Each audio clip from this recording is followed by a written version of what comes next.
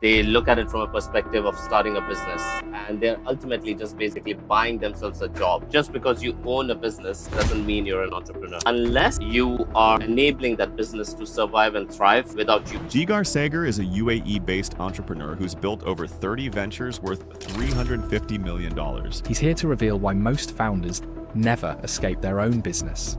You're the guy, you started 100+ businesses. Tell me, why do most people that start businesses get burnout? I think it's just us being selfish while we're alive that we want to remain. A nice way to remain relevant is by leaving a legacy which creates impact. When did you last feel at peace? I was at peace last night when I went to bed because I felt like I added value to my life. Do you close the book every night, or do you sometimes feel like stuff drags to the next day? There's a problem. Either you have a solution or you go figure out a solution. Don't waste time dwelling on the problem. Changes nothing. Immediately switch on your gears to focus on what's the next solution. What can I do? Your most valued possession is time. Money, you can take it from the market. Relationships come and go as seasons. Everything needs time, and time is the only thing that we don't have. You're the guy, you started 100+ businesses. Tell me, why do most people that start businesses get burnout? What do you think is the main cause for it? Because I think people don't really think of it from an entrepreneurial perspective. I think they look at it from a perspective of starting a business, and they're ultimately just basically buying themselves a job rather than actually launching a business. Buying themselves a job.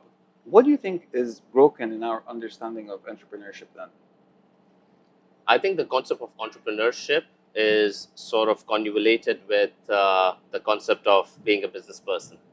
So just because you own a business doesn't mean you're an entrepreneur. And that's where the problem lies. A mom and pop shop are not entrepreneurs. You have one business.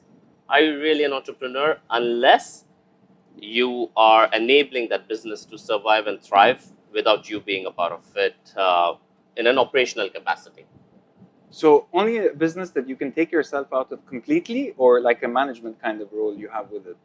No, I think you got to be able to take yourselves off completely, because as an entrepreneur, you also do intend to create value and extract value. Now, whether that extraction comes in the form of sale of shares, listing, etc., how are you ever going to achieve it if that business is dependent on you?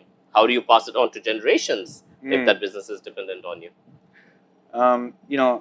I would love to understand more about your ideas on entrepreneurship. But before, I want to understand a little bit about you. Tell me about your journey. What was it in your childhood that, what was that turning point in your childhood that made you realize that you wanted to become an entrepreneur? So I grew up in a family business background. My parents operate a retail store in the souk in Sharjah, selling gold jewelry. And that was my playground. I got exposed to the concept of business very early on because of that. And by the age of probably 10 to 12, I was already learning the concepts of business. What I did also witness was my father being a slave to his business. So did he own the business? Or he owned the business, but I could see him being the first one at the door and the last one to get out of the door. And it wasn't a startup. I mean, he had been doing this business for a while now. He had the staff in there, etc. But then because it was a family-owned business, there was that need for control. There was that need for micromanagement, or whatever you may call it. And I realized that, yes, I want to own a business. I learned commerce, but I also don't want to be in a position where I have to do a 9 to 6 as a part of owning that business. My father also had a business. My father passed away in 2010. He left the business with about 500 employees. And between my brothers, they told me to manage the business. I ended up managing that business. And the first thing I found out was that I was responsible not just for the business, but all the promises he made. And it made me think about legacy. I heard, you say that you don't do the things you do for legacy. You do it so people can, you don't do it for the money. You do it so people can remember you. How do you separate your ego from your legacy? Okay. So firstly, I embrace the concept of ego. I'm not going to sit here and tell you ego does not exist. Even when you talk about leaving a legacy, why do you care about leaving a legacy? right? So the whole intent is, I think, as human beings, we want to survive, we want to continue to exist, and because our inherent desire to wanting to remain, we come up with this concept of wanting to leave a legacy. Oh, so you're saying it has nothing to do with legacy? I mean, why do you want to leave a legacy? People think about impact. I've heard impact. I've heard, so my kids will have a better future. You're saying once you pass away, you're gone anyways. You're gone anyways. So I think it's just us being selfish while we're alive that we want to remain in some shape or form. And a nice way to remain relevant is by leaving a legacy which creates impact, because the greater the impact, the more remembered you are, right? So the bigger the legacy from that perspective. So I think ultimately it's the selfish desire to wanting to continue to exist in the memories and be relevant, and the bigger the impact you leave behind, the more you're going to be remembered, and hence that need or that desire to want to leave a legacy comes usually by old age. The closer you get to death, the more you feel like you want to cling on to the concept of wanting to be remembered. So the more it's getting taken away from you, the more you kind of want to go down in history and write your name down. Correct. So take me back then to that time with your father. You said he used to come and work a lot. Yeah, so I mean, I would barely see him. He was, because of his working hours, etc., running a mom and pop shop style. And that's where I sort of realized that, okay, firstly, I had people working as employees. How many employees were there at the time? I mean, we would have about 12, 15 employees across the shops. And ultimately, what I did realize is that, yeah, employment isn't cut out for me. I mean, It's not. It's not. Did It's you not try cut out. working there? I worked there. I mean, I worked there. I ran it, and Since you were... I was a kid. I mean, I never got handed out pocket money. I had to earn it. Like, so I would mop the floors, clean the glass. Tell me the first situation you went to your dad. Like, how did that go? What did you guys Oh, say? I think I was probably 10-ish, and I was like, yeah, I want to buy this toy car, the metal die-cast 10 car. years old. Yeah, I'm like, I want to buy that. Like, I like that. Yeah. And he would come and say, yeah, you got to earn for it because it's 5 dirhams. And I'm like, okay, give me 5 dirhams. I can see a lot of cash in that drawer. Give it to me. And he's like, nope. Why don't you do one thing? Why don't you come every day, mop the floor or clean the glass, and I'll give you a dirham for every day. 1 dirham a day. 1 dirham a day. So you need 5 days of work to afford the car. Yes. So you went to your dad, Baba, I want money. Yeah, I want to buy the toy. I mean, I didn't want money. I just want what I want, right? I wanted the toy. And the answer was, well, you got to earn it. Great. Show me the way. And that's when it started with cleaning, mopping. Then it became about doing the bank reconciliation, the cash reconciliation. Still at home? At shop. At the shop? Yeah, so growing up over here, our school was an afternoon shift school. So I would go to school probably like from 1 to 6 p.m. Finish school, go to the shop. I mean, I don't know how people would relate to it in today's day and age, but we would go to bed by midnight. And that was normal because we would only wake up by like 8 a.m., 9 a.m. Because the school would only start much later. The usual schools, they're here 8 in the morning they start. No, when we were growing up. So we used to go to a school where the same building or the same facility was used by the girls in the morning and the boys in the afternoon. So you had a morning shift and an afternoon shift concept back then. So did you end up getting the car? Oh yeah, I did. Okay. And as I grew up, the needs grew, the desires grew, and so now a dirham wasn't cutting it, 2 dirhams wasn't cutting it. So then I would be like, when we would have clients and they wanted to readjust the size of their rings, I would be like a runner, run it to the workshop, get it done for them for a tip. How old were you at the time? 12, 11. Okay. Go to the bank to deposit the checks. Okay, I'll take 5 dirhams because it's a 30-minute run to the bank. So I would go cycling, deposit the check, take a 5 dirham. So I think the idea that my father instilled in me is you're not entitled, you got to earn it, which I admire and I love. Yeah, but then I also saw what he could have done better in his life as a family man, how he could have spent more time with us as kids. And that's where I took the best of all and tried to create my version of the life, taking that into consideration. But, walk me through that process. You were working and you were working for your dad. How did you get, so that was was it like a corporate job, you would say? No, not at all. I mean, I mean, What was your first corporate job then? so my first corporate job was at HSBC Bank. Again, I was interested in the field of finance. Numbers were something that I could always see patterns with, and I used to love numbers growing up as a kid, because I always understood that the information is in the numbers and in the data. So if you want to know something, look at the data. So I always made I had a friendship with numbers, Right. and effectively that took me to the field of finance and wanting to learn finance and my education in finance. My first corporate job was at HSBC Bank, in the operations room for the currency treasury department. Yes. But you seem very extroverted and a people's person. You started in the back office. Yeah, no, but because I see my journey starting at the age of 10. I Okay. do not see my journey starting with my first corporate job. I Okay. see my journey starting at the age of 10 when I'm in a souk with almost 300 plus shops, trying to attract the same customer, trying to sell pretty much the same kind of goods. How do you do it? How do you differentiate? The way you can differentiate in a souk is through customer service. Right. I can connect to a stranger because in the souk you would have the tourists coming, you would have the locals coming. Especially in Dubai, you're very cosmopolitan city. A very cosmopolitan city. You have tons of nationalities. You have to learn to deal with so many different people. You have to learn not to deal. You have to learn to connect with so many different people.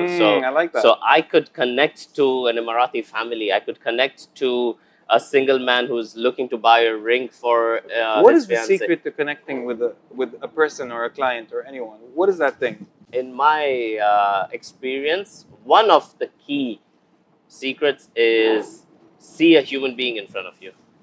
So my intent starts with wanting to connect with the person in front of me. So culture wouldn't matter, gender wouldn't matter, your effectively the way of thinking wouldn't matter. What would matter is the inherent desire to truly get to know each other. What are your needs? What are your desires? What are your problem statements? So what do I have myself to give? Is there something that I can add to or extract from? Like a transaction. Absolutely. Human relationships are transactions. Your relationship with your spouse is a transaction. To a very big degree, I would say. Absolutely. It's an emotional transaction. 100%. And for me, a business relationship is an emotional transaction too.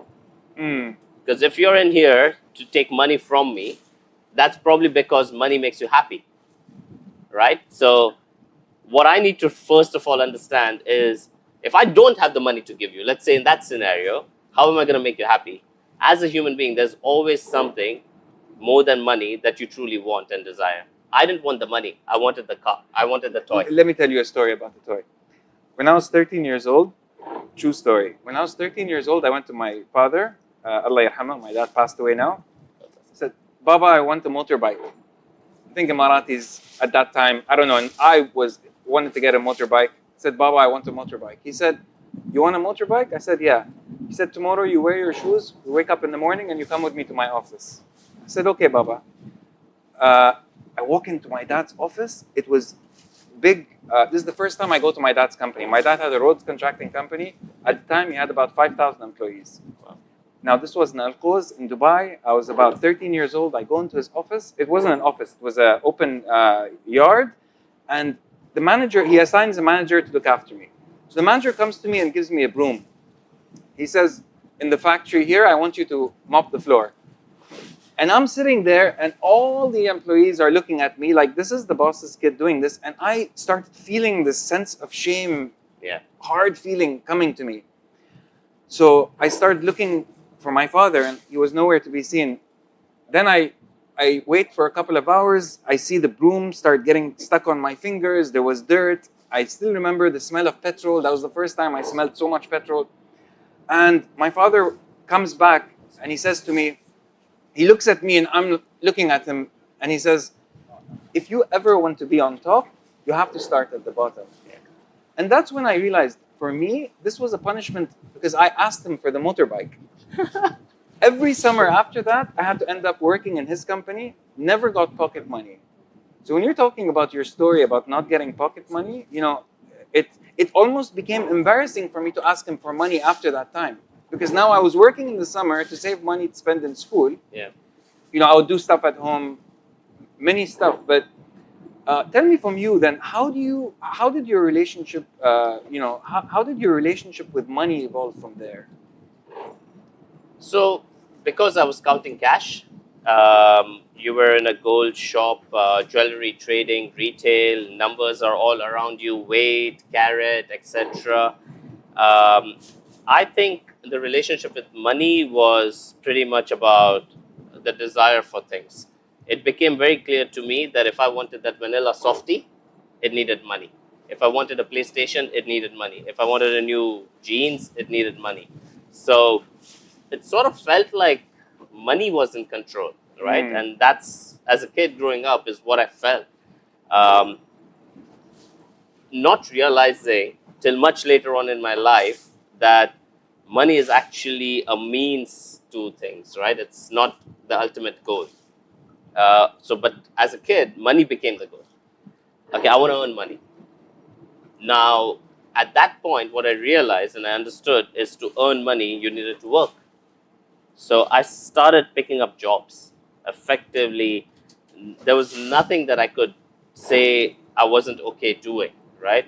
As a kid, whatever we could by the from whatever time was left with us, given the schools and except things like that, you had to do your studies, you had to go to the shop, you had to play with your friends. There were sacrifices being made, but it became about as much time as I could extract to earn money at that point. And growing into my career with my first corporate job, that's where I learned and I realized if I continue being in a corporate job which does not give growth, yeah, you're earning this, but then there's a concept, something called inflation. Yeah, You're not going to be truly happy. exactly. Because the minute you buy your first cycle, you want a motorbike. The minute you buy your motorbike, you want a car. The minute you buy your car, you want a better car, a faster car, a bigger car. Exactly. The minute you buy your car, you want a yacht, right? Like, so I think things don't end. Desires don't end. Never. You'll never be truly, and you shouldn't be. You should never be satisfied. So, how do you differentiate then? How do you separate ego from legacy? I don't. I don't try to, find a tone of voice, or I don't try to find a script that sits with the norm. I'm very clear in my head that I want to leave a legacy behind because I have an inherent desire to be known in the future. And I want to be known in the future for good reasons, right? Not for the wrong reasons, which means I need to leave an impact. And that's where it sort of boils down about, okay, what kind of legacy can you leave behind? What is going to give the maximum impact for the future generations to come? If your ego or your need is to be remembered. You tell me a story about the tough times you had in the gold souk doing your first job. Then I see you come here in a Ferrari, sitting next to Burj Al Arab in the best place in the world, Dubai, the safest city in the world, I would say, according to many standards. What is it? What are the three main things you learned along the way, and how did you make $1 million? Your first $1 million. Okay. So the first $1 million are the hardest. My first $1 million did not come from business. It came from property investment. Oh, okay. Tell me about So Dubai being Dubai, the land of opportunity. that. So while you're working in the bank? No, this was not while I was working at the bank. So the bank happened. I was in the bank for probably about 6-7 months, and I realized this is not for me. But my partner then, my wife now, decided let's go abroad, and we decided to go to Australia for a couple of years to do masters. And that's when I traveled to America, Europe, Australia, and after visiting so many places and countries, I came to realization that there's no other place like Dubai. No place like No Dubai. place like Dubai. And that's when in 2010, when Dubai was at the peak of its recession, I said the best place to find an opportunity is in Dubai. So came back to Dubai, started looking for a job. The markets weren't great back then, but I started my first job after my education, proper education, I would say, was at a company for 5,000 dirhams. And it was okay for me. I mean, I was probably spending more on fuel and things, but I took that job because it was at a startup. Okay. I took that job because I could see the opportunity to grow, which I couldn't have necessarily seen at a bank. And did you know the founders or? No, I mean, I got to know them at the interview. And they were great people. They mentored me right as well. And it allowed me to do many things. So when you're working in a startup environment, you have that great opportunity to be able to pick up on many things. Right. So even though I started my job in the finance department as the finance manager, I was still doing sales. I was doing customer service. I was sitting at the reception. I was answering calls. So it allowed me to learn that particular business from a 360 angle as well. And I started saving money. I started growing. I started picking up other accounting and bookkeeping jobs with friends and families, and with the expanding of the group as well. Side hustles. Side hustles. Saved a lot to buy properties. Went into partnership with friends and family into buying properties, because obviously I couldn't afford a property on my Wait, own. a lot of people watching this now might say 5,000 dirhams. How do you buy a property? So obviously you're now talking about 2010, right? Yeah. Things were a little different. A decent 2-bedroom, not very fancy. I remember my first property that I purchased was for 500,000 dirhams. Okay. So yeah, you can pay the mortgage. Yeah. And then guess what? Till date, you can find properties of, like, let's say maybe 700, 750,000, right? It's not like they don't exist. It's just that I think people also in Dubai everyone wants this, Yeah. but from day one. Such a beautiful view. Absolutely. So you got it mortgaged? You saved for the down payment? So I took help from the family for the down payment, because it would take me a few months to pay him back. I obviously had some savings for the down payment, but I was short of a little bit of money. Yeah. But I knew that was only a 3-4 month away for me to collect that as well. But I was getting a great distress sale deal. Oh, you got a deal. I got a deal. I had to make a decision overnight, kind of a thing. Took it. So I've never paid rent in my life. Okay. So Amazing. that's great. It started being investment from that itself. But I was also saving and putting into properties with friends and family. So let's say you were buying a property, and I would say, okay, give me 5% into that property. And then the profits would always be reinvested. I never upscaled my lifestyle, even when my salary started growing. I mean, obviously, I wasn't making 5,000 dirhams Forever, yeah. forever, right? It was a very short period before I could establish my worth and value to the owners of that business, Right. who very quickly realized I'm worth way more than 5,000. Yeah, I was working in my first job. So I told you I was doing these summers at my dad's company, and then I did Showtime. So in university, I wanted a car.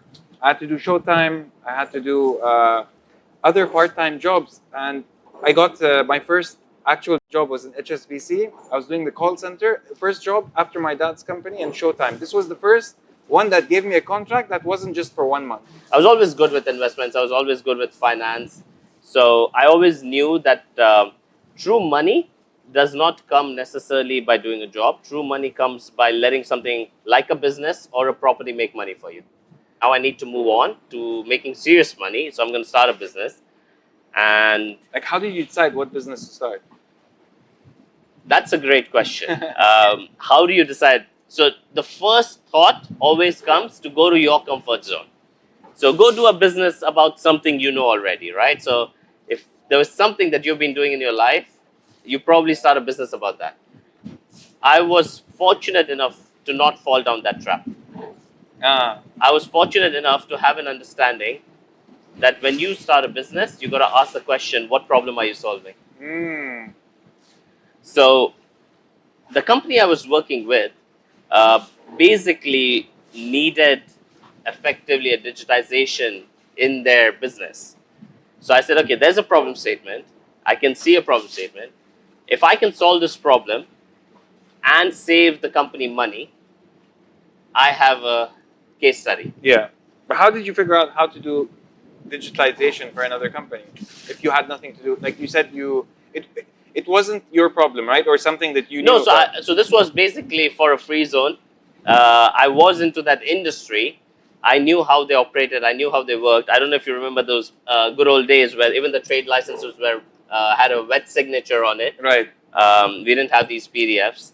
So I said, okay, we need. I mean, come on, we need to Ah, digitize. exactly. So that's where I started the concept of a first company called EZMS, Economic Zone Management Systems, whereby we brought digitization to UAE government for the first time Wow. from that angle. Okay. And that, as a business, I would say was the first business to bring in the $1 million. How did it happen? Did someone buy your business, or did you get it like? Oh no, cash flow. Okay. I still haven't sold it because I feel like there is still a long way to go into bringing digitization into governments.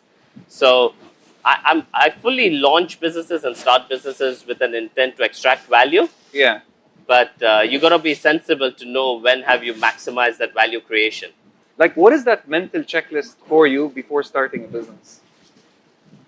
Number one, what problem am I solving? Number two, do a feasibility, high level feasibility with basic information, basic knowledge that I can gather myself or my team can put together. Number three, what kind of talent will I require for it? For the business. For the business. And it started with this. Okay. So these are conversations and these are thought processes that existed probably about a little over 5 years ago. Thank you. Sorry. So you said So- up until 5 years ago, what happened? So that's the thought process I was in Yeah. probably 5 years ago. All right. Yeah. And that's where things changed. I mean, you feel like COVID was just yesterday. Right. When I say 5 years. So 2020 is what made you change your mind about what you need to start a business. Okay, so let me put it this way. 2020 was when I said life is temporary. I mean, you always heard about the story, life is temporary, death is certain. They say when you get the first heart attack, you get that, you go do everything you're supposed to, I want to Correct. quit smoking, I want to do blah, blah, blah. Which when you get the first heart, so you're saying COVID was the first. Yeah, so I didn't get COVID. Yeah. I don't have anyone in the family, thankfully, who Alhamdulillah. suffered from COVID. But that became a number. Mm. That became a ticker. And I said, you know what? You could die tomorrow. What have you done?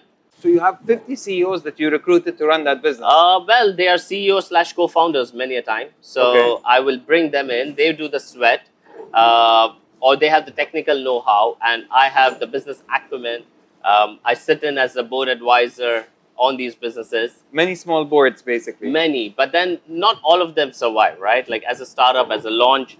So let's say by 2020, I had I reckon about 10 businesses that were active. That's a lot. Oh, that's a lot, yeah. And some of them were, and by then I had also saved money, bought into the original business that I'd started as an employee at. Oh, tell me more about that. Yeah, I mean, I think it reached a stage where I'm like, okay, I was working for them. You bought them out. I didn't buy them out. I basically partnered with them, and I Okay. bought a minority stake into the business initially, and then a little bit more stake into the business. Nice. And well, alhamdulillah, we had a successful exit from that business last year. Wow, mabruk. Thank you. Well done. Yeah. So while I was launching these businesses, what ended up happening is every launch you would feel and you would think the next one's going to be easier, Mm.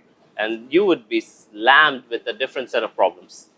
And I was like, man, I have this great access to money. I have great access to sounding boards. I have great access to advice. I have great access to know-how. I'm a smart, intelligent human being, and I'm struggling. Can you imagine anyone and everyone out there in the market who has a dream, has a vision, but they don't really have the know-how? And that's the same time around which 2020, you're saying. 2020 is when a lot of motivational speeches and speakers came about. And I'm like, man, I am motivated. I am motivated already. You can't fix this anymore. What you can do is give me the know-how, give me the road, show me how. Yeah. And So you felt they weren't really telling the How? full story. Yeah, how? no one's showing you how to. And I said, great.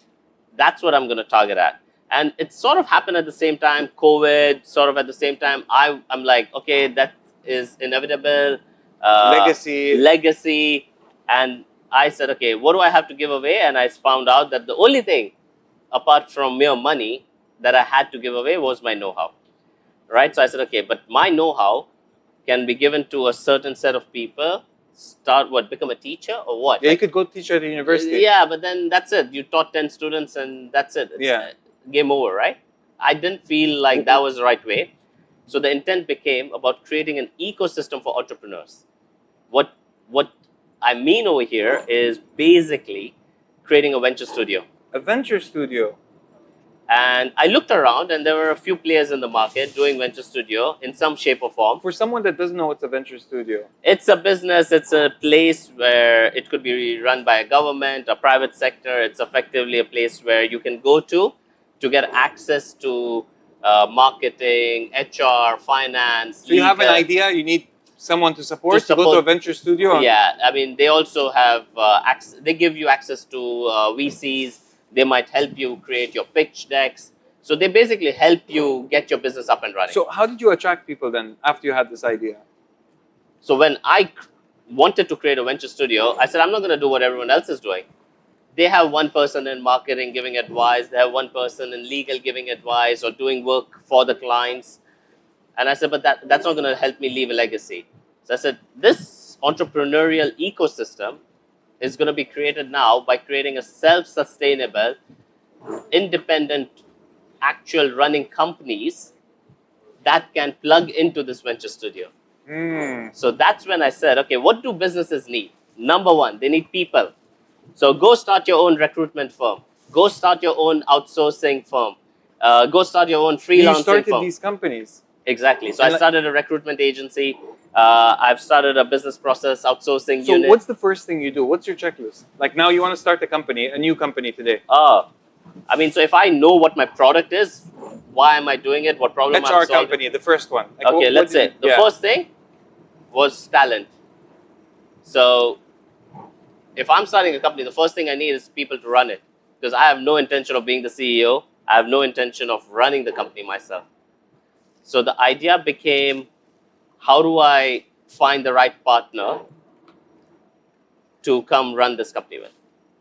And it took me a good 2 years to find that person. The first person? The first person for my recruitment company from the time I decided I want a recruitment company. Okay. So I spent my energy in making sure that the people I work with, that I co-found businesses with, or who work for me as even as CEOs, I see that we're aligned in terms of expectations, in terms of they are very clear why we are doing this.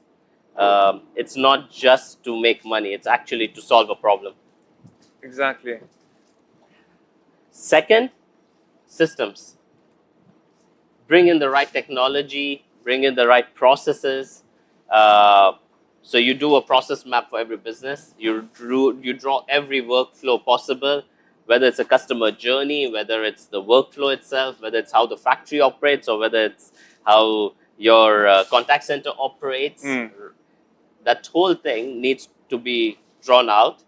The next step is bring in systems, digitization, AI, machine learning. So people, systems, and then more systems. So people, process, because you need the people to draw the right processes. Yeah. Once you have the right process, you need the systems to execute those processes or make them more efficient. Right. Right? Once you have the product, bring in the people, then do the process, and then do the systems. And then let the systems update the process.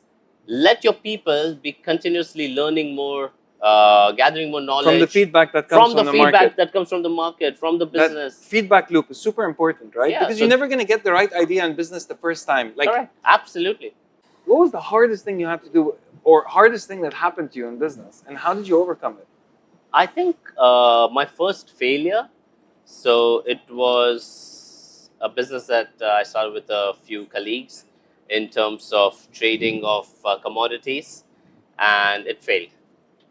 And I probably lost about 6 to 8 months worth of savings in that. And it was early on in life. Burns when it's early. It hurts. But it did teach me a lesson. And that lesson was a beautiful lesson, which was, don't gamble. I mean, but every business is a gamble in a way, right? Yeah, but when you so that's why when you talk about crypto and things like that, I'm of the opinion go to Vegas. It's more fun. It's still a gamble.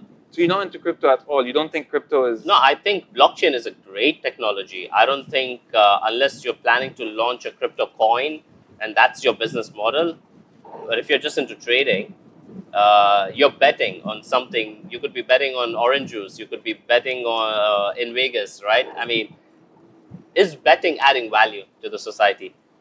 So take me back to that failure. What did you do then? So at first it hurts. I didn't know how to react, but I'm able to reset very quickly. So the first reset was, okay, you failed, great. Don't let this stop you from waking up tomorrow and pushing ahead with many other things. But also go back and think about every lesson you could learn from this experience. How long did it take you to get over that? The first big one you said, wiped out 7-8 months of savings. How long did it take you to like get to the realization point where you're like, it happens, it's okay? Probably 2 days. What? Yeah. Really? Yeah, because I think I was fortunate enough where I have grown up in this beautiful city, and it's effectively allowed me to see a lot of wins, a lot of failures.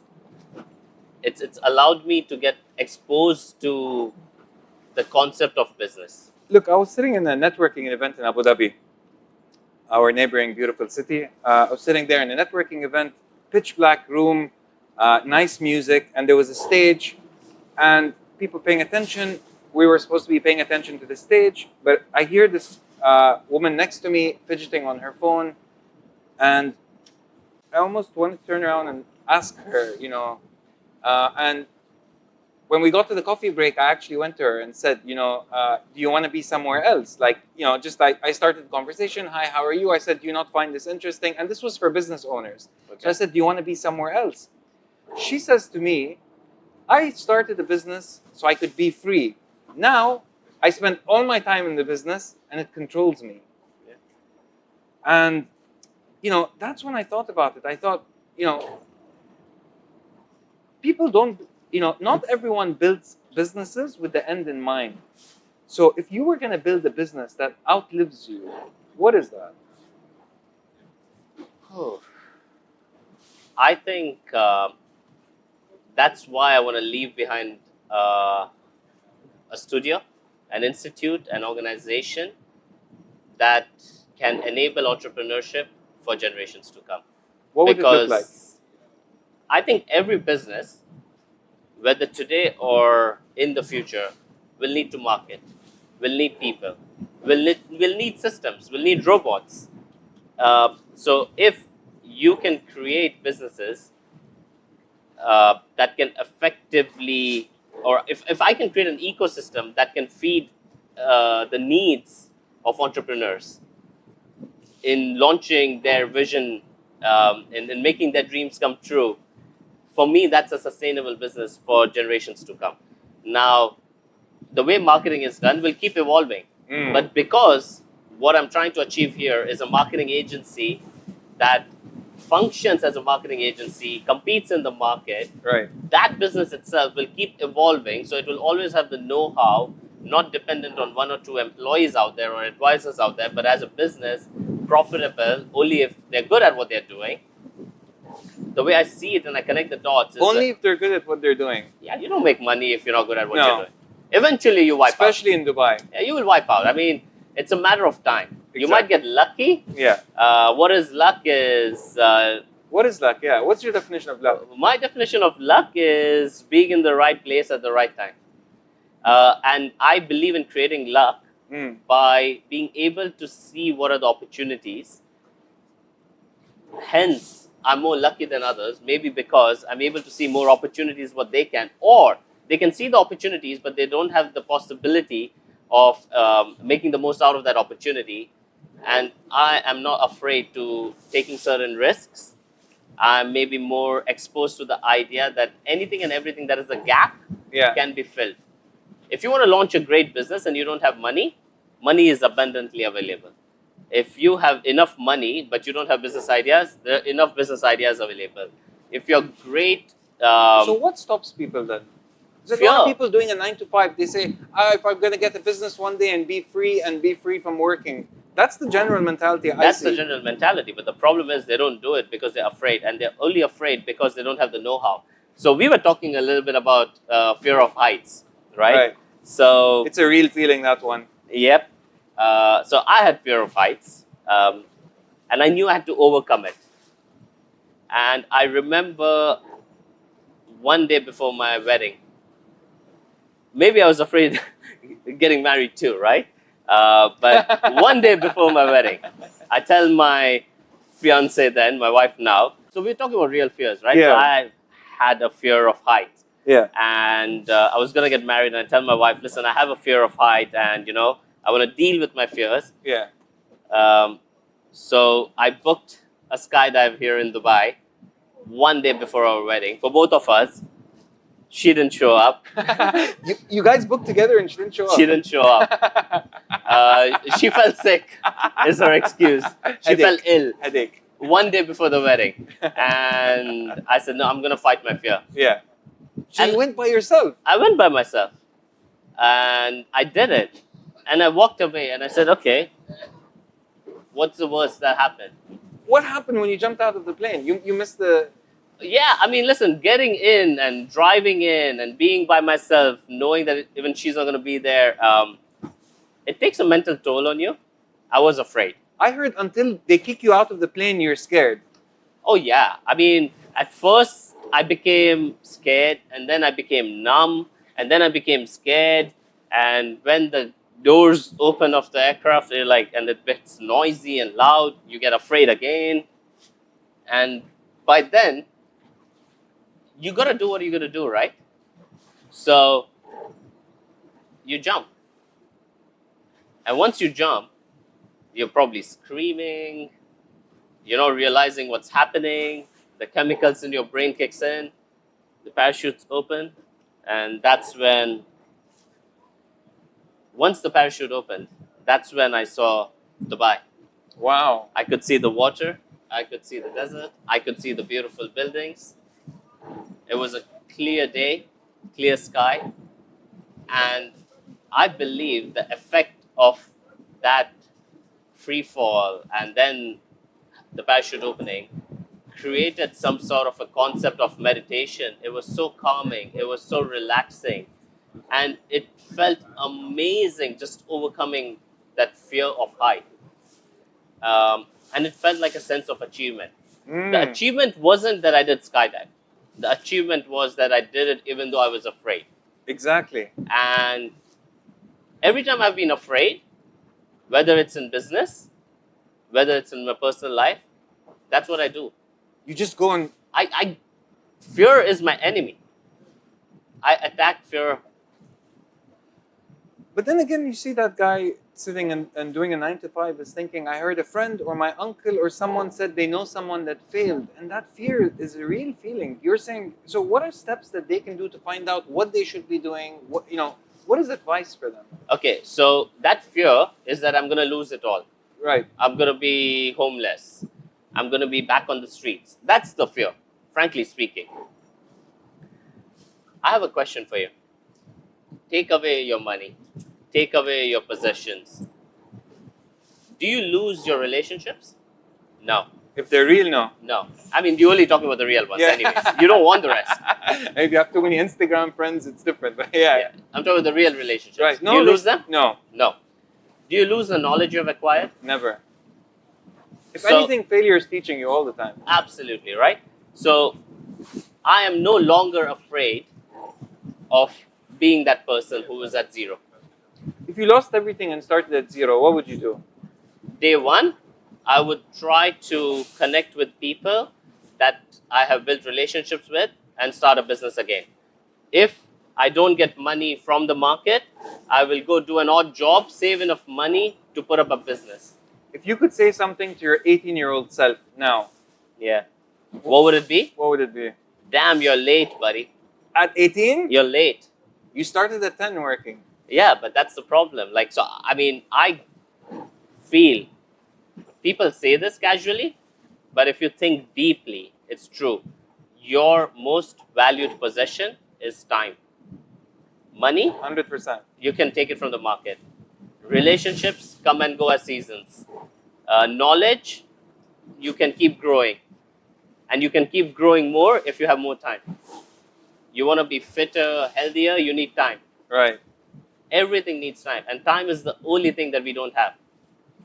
That's so true. Now that you say it. So if you truly, deeply think about it, your most valued possession is the time you have on you. 100%. What are you going to do with this time? Time is the only constant, if you think about it. The only thing for sure that you know is that time passes. Time passes, change is the only constant, right? That's like it. Everything's constantly changing. Yeah. So what you know and what you think today is no longer true tomorrow anyways.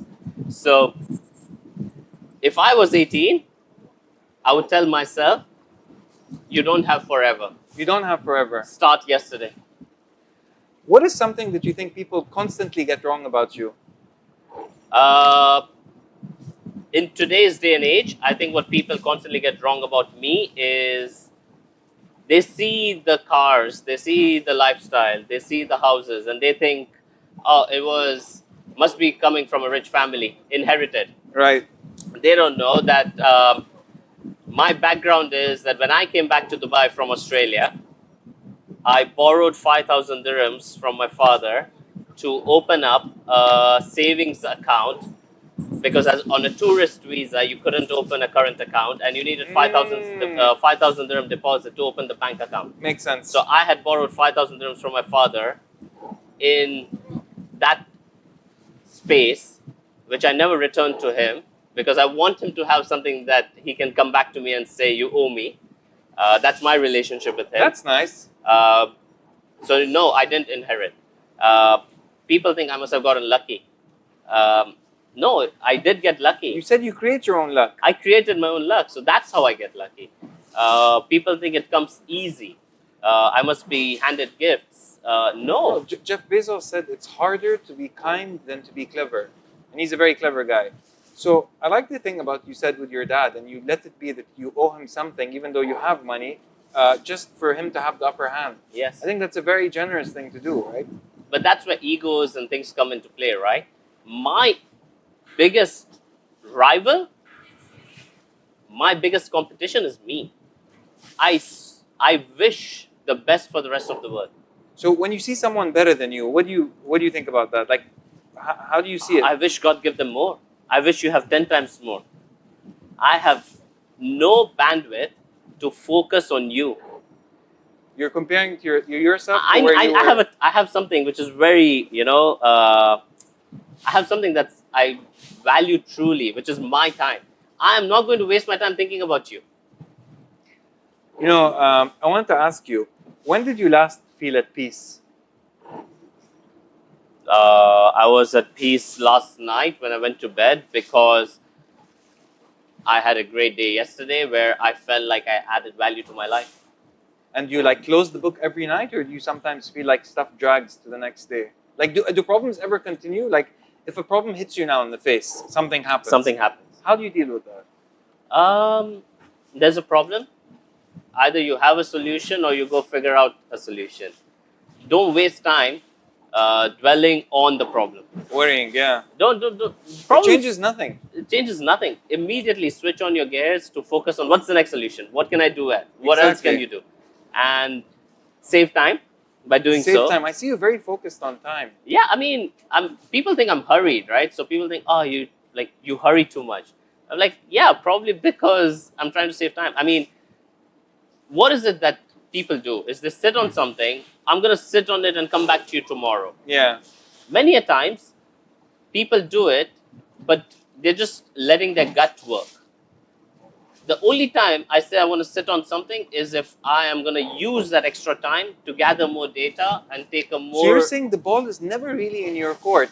It's you always kick it back to the other person. When the ball's in your court, it's only if you're collecting data and waiting on someone else. Absolutely.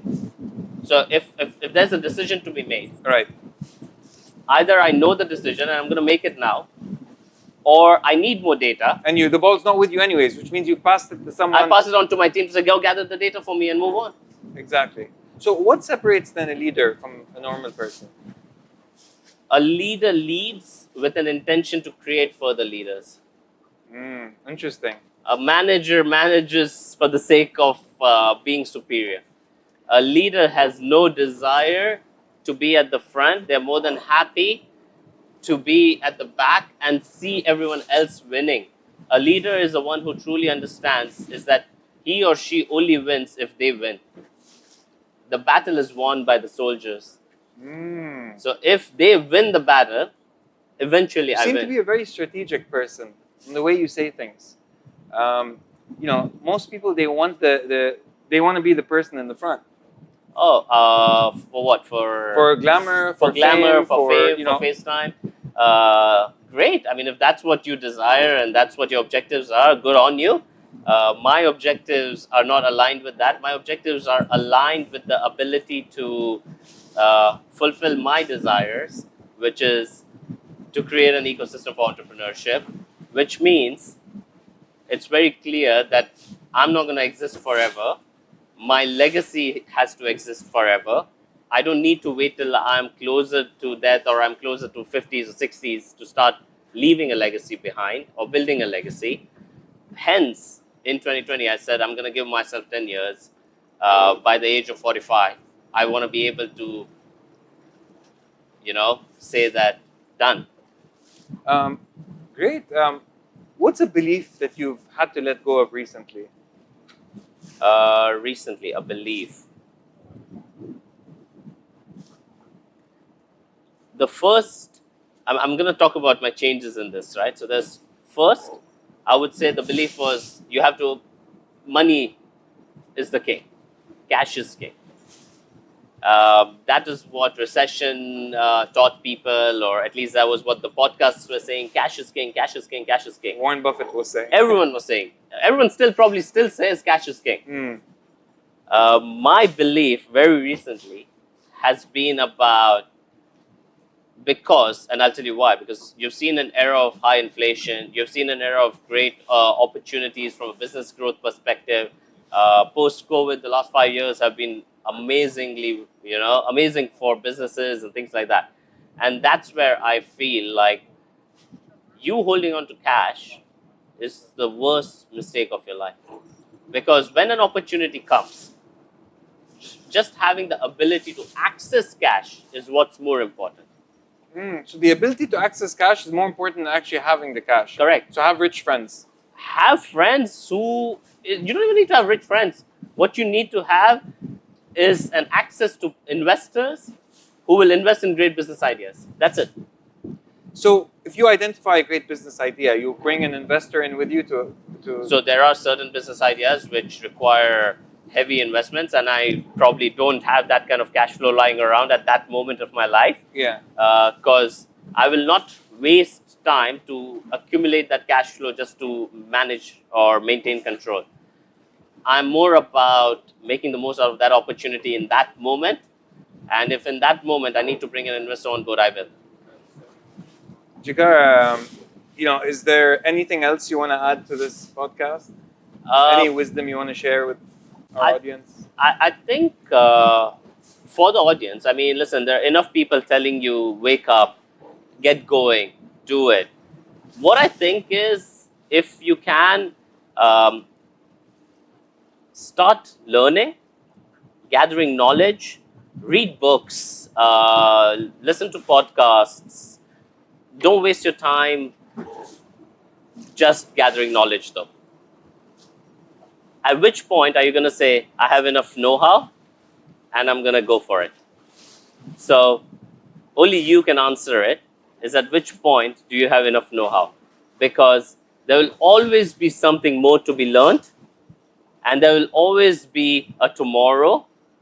But what will truly matter is, can you get going with what you have today as knowledge and start? And then there are a lot of people that also watch the podcast and they don't press the subscribe button. Oh yeah. Hit subscribe. Hit subscribe, guys. This has to be like, we have to be able to you guys have to be able to follow and like and share and enjoy to get more. And I think, Jigar, thank you so much for being with us and for sharing your excellent experience. I think if anyone's made it in Dubai, definitely you, and well done. Like, I think I'm always interested to meet someone that's very passionate about entrepreneurship, and I like the way you think about sharing and growing businesses. To me, that really stands out. No, thank you for having me here. And I must say, um, what you're doing here is effectively a great deed. And I'll tell you why. What you are achieving is you're sort of trying to bring the wisdom of people in a format that can be consumed in a very short span. So probably the audience does not know anything and everything about my life, but they know something about my life now, and they have gathered some wisdom from this podcast. So absolutely subscribe to the podcast, because the people that come on, there's so much you can gather in so little time. And it's not necessary to learn everything from your own experiences. It's also okay to learn from other people's experiences. And if you start doing that, that's where you will truly see yourself starting from ahead. Thank you Great. so much. Thank you.